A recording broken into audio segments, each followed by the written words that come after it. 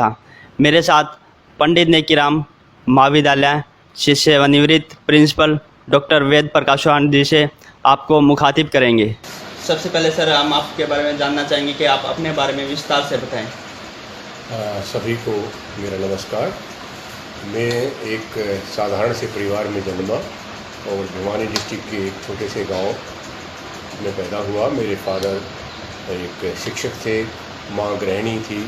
हम 5 भाई बहन, गांव का ही रहन सहन था। 8वीं तक की परीक्षा मैंने गांव के स्कूल से पास की।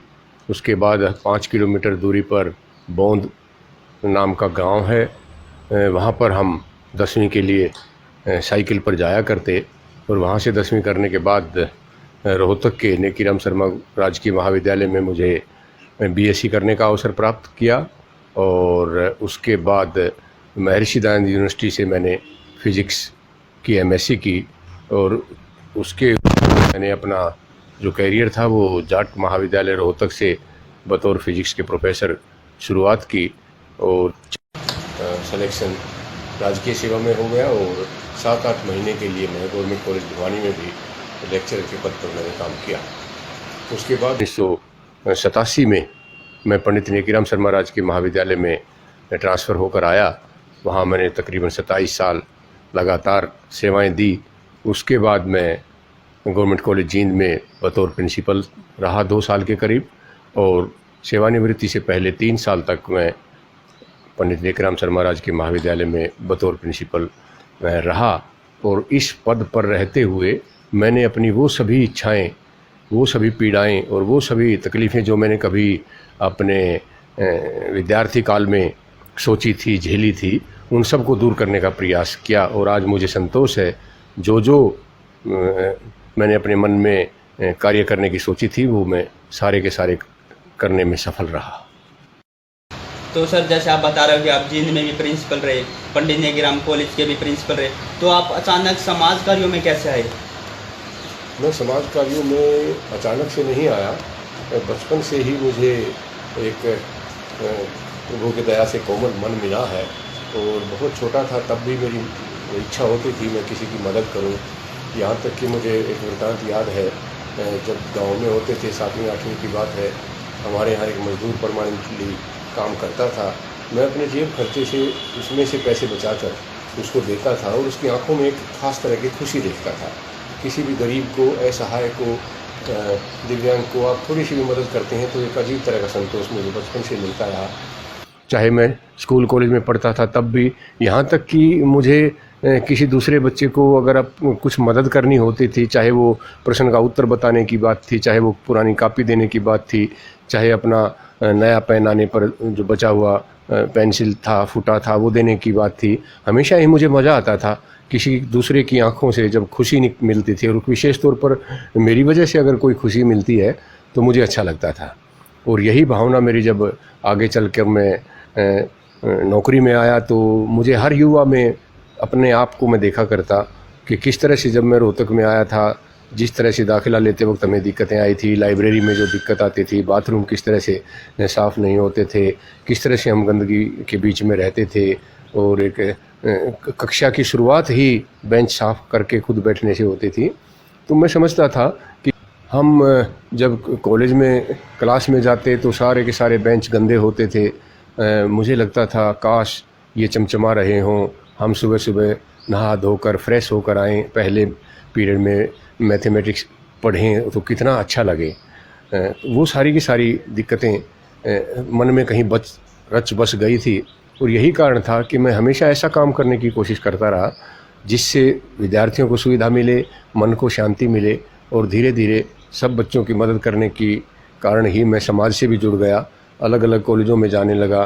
विद्यार्थी जितने ज़्यादा आप मदद करेंगे उतना ही ज़्यादा सम्मान भी देते हैं। ये भी एक कारण रहा है, समाज हर अच्छे काम को बाकायदा उसकी प्रशंसा करता है, उसको दिखाई देने लगता है। आप कोई भी अच्छा काम करेंगे, एक आदमी अगर आपकी प्रशंसा नहीं करता तो दूसरा करेगा, दूसरा नहीं करता तो तीसरा करेगा और आपको जो आत्मसंतुष्टि मिलती है उसका कोई मुकाबला नहीं है। तो मुझे लगता है समाज सेवा कोई ऐसा काम नहीं है जो उस क्षेत्र में आना पड़ता है। हर इंसान में इंसानियत है, अच्छाई है, वो जितना उसे समय दे सकेगा उतना ही अच्छा सामाजिक कार्यकर्ता बन सकता है।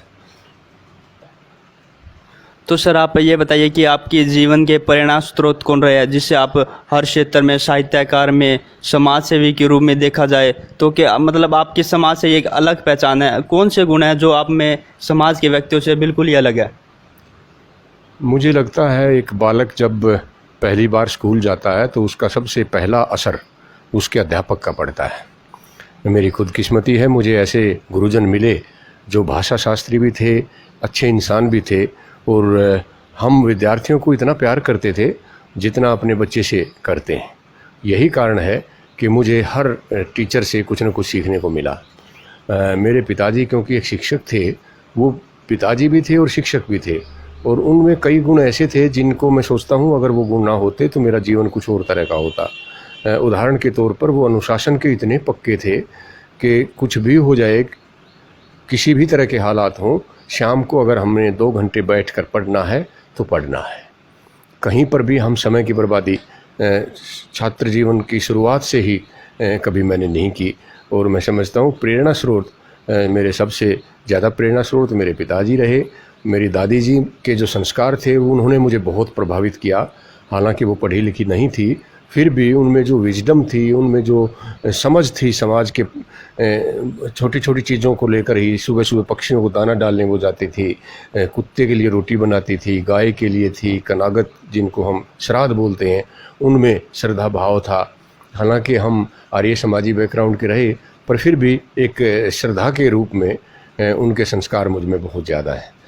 स्कूल में हमारे जो प्राध्यापक थे, विशेष तौर पर जो भाषा के प्राध्यापक थे, उनका बहुत गहरा असर रहा और यही कारण है कि मैं एक साहित्यकार के रूप में भी जाना जाता हूँ। इतना अच्छा साहित्य उस वक्त हमने पढ़ना सीखा और वही आदत आज हमारे काम आती है। इसके साथ साथ बच्चे को प्रोत्साहन अगर मिल जाए, शिक्षक अगर उसकी पीठ थपथपा देता है तो वो एक अच्छा वक्ता भी बन सकता है, उसमें हौसला भी आ सकता है। मुझे लगता है मेरे जो भाषण देने की शैली है उसको बच्चे बहुत इसलिए पसंद करते हैं कि मुझे कभी एक छोटी सी कक्षा में, जब मैं शायद 8वीं या 9वीं क्लास में था, तब किसी शिक्षक ने कहा था कि वेद प्रकाश तू बोलता बहुत अच्छा है, और वो शब्द मुझे आज तक अपने कानों में सुनाई देते हैं। और यही कारण है कि मैं हर बार जब भी कहीं बोलता हूँ तो उन शिक्षक को याद करता हूँ और कोशिश करता हूँ कुछ ऐसा कहा जाए, बताया जाए जिससे ज्ञान की वृद्धि हो। अच्छा शिक्षक, अच्छा वक्ता, अच्छा समाज सेवी बनने के लिए बहुत सारी चीज़ों की आवश्यकता होती है। अगर आप एक अच्छे इंसान हैं तो मुझे लगता है वो सबसे ज़्यादा ज़रूरी है। उसके बाद अगर आप संवेदनशील हैं, समाज के बारे में सोचते हैं, अपने बारे में सोचते हैं, वो भी एक बहुत बड़ा गुण हर अच्छे इंसान में होना चाहिए। तो सर आप एक शिक्षाविद, समाज सेवी, कोमल हृदय के व्यक्ति होने के नाते आज आप युवा को क्या संदेश देना चाहोगे? आज के युवा के सामने बड़ी विचित्र स्थिति है।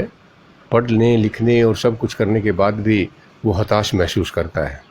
मुझे लगता है आज के युवा के लिए सबसे बड़ा संदेश ये है कि उसे ये फैसला कर लेना चाहिए कि जीवन में बिना मेहनत के, बिना लगन के कुछ भी हासिल नहीं हो सकता।